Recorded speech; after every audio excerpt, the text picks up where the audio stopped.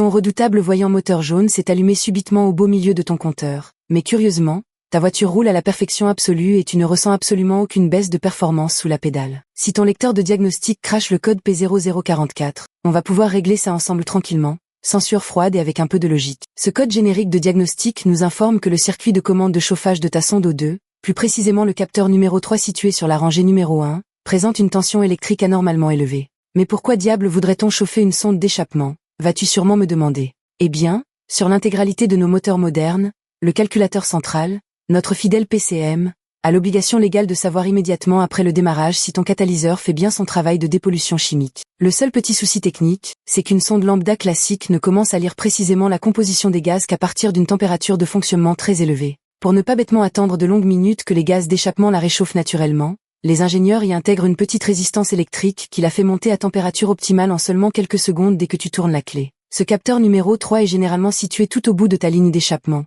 bien après le moteur lui-même, et son rôle exclusif est de vérifier l'efficacité chimique de ton convertisseur catalytique. Si le calculateur voit un court-circuit franc ou une tension beaucoup trop haute sur les deux fils qui alimentent ce petit chauffage intégré, il lance immédiatement l'alerte lumineuse. Rassure-toi tout de suite, cela n'affecte pas d'un cheveu le comportement routier de ta voiture ni sa puissance, mais tu te feras recaler sans la moindre pitié lors de ton prochain passage au contrôle technique à cause de la pollution électronique. Le coupable idéal et numéro 1 de cette panne très ciblée, c'est le faisceau électrique lui-même. Sous le plancher de la voiture, ce fil de sonde est exposé à la chaleur torride des tubes d'échappement, aux bourrasques d'eau, aux sels corrosifs et aux impacts de gravillon. Il arrive très souvent que la petite gaine de protection fonde totalement et qu'un fil de cuivre dénudé vienne toucher la carrosserie métallique, créant un magnifique court-circuit direct avec la tension de 12 volts de ta batterie. Glisse-toi sous l'auto en toute sécurité et inspecte minutieusement ce fameux fil tout au long de son parcours. S'il est visuellement intact et propre, débranche la prise de connexion et prends ton inséparable multimètre réglé sur les ohms. Tu vas pouvoir mesurer la résistance interne du petit circuit de chauffage de la sonde débranchée. Si ton écran affiche une résistance infinie ou hors limite, c'est que la minuscule résistance à l'intérieur du nez du capteur a tout simplement grillé et fondu, exactement comme le filament d'une vieille ampoule de maison.